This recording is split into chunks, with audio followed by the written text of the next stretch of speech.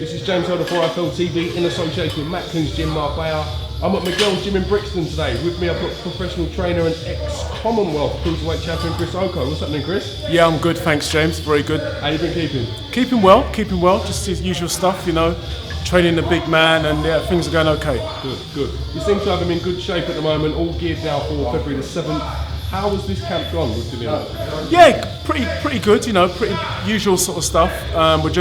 With under 2 weeks to go now, we're just fine-tuning things, sharpening him up, but he's fit, he's ready to go as you've seen, and like I say, we're just sharpening things up and just putting a fine tune on the last finishing touches on things.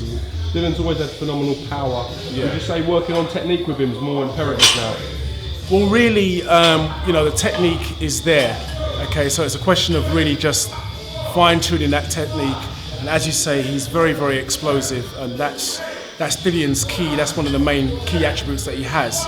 So I want to really sort of keep that explosiveness going, you know, so that he can. That's the element that's going to, you know, surprise his opponents, and I think will overcome most of his opponents.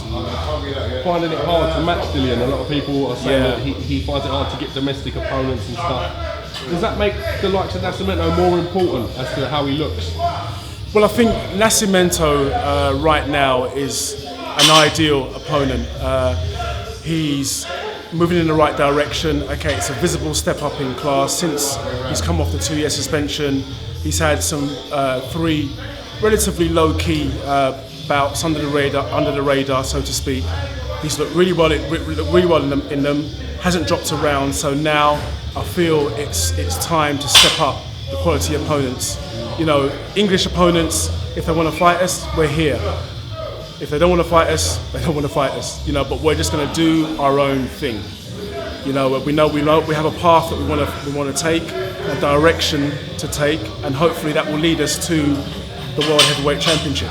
I mean, Mick Elliott's doing a great job. Dillian's been fighting on his shows, as you said, a little bit under the radar.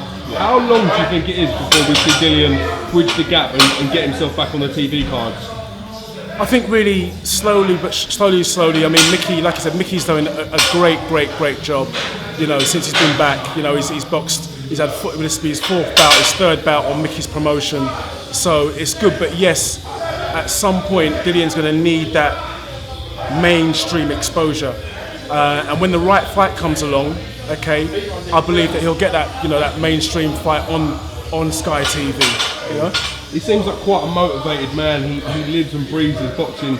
Every time I spoke to him while he was on his ban, he would play down that he wasn't training. But can you confirm he was still in the gym?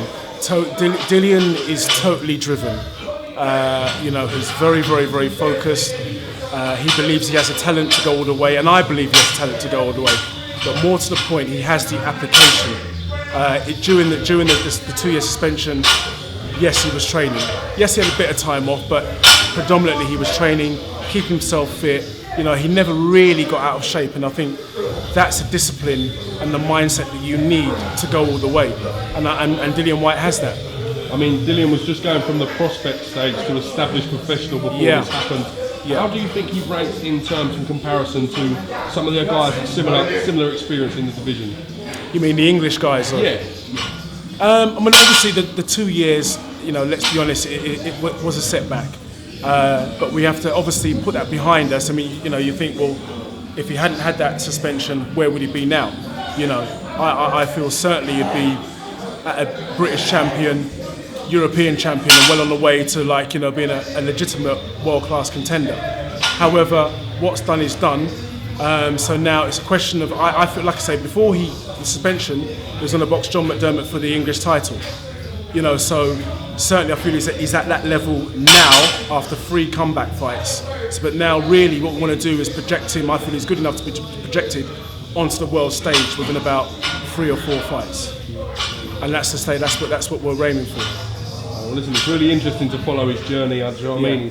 We followed him from day one as well, so it's great to see him back in action and really going about his work positively, you know? Well, the next step on the ladder, if you like, or the Dillian Whyte Roadshow is February the 7th at Camden Centre. Be there, come and support us, and he's going to put in another, you know, stellar performance. Thanks for giving me a bit of time today, Chris. Keep No up problem, the sterling work, and I'll catch you again real soon. Thanks a lot, James. Thank you, sir. Thank you.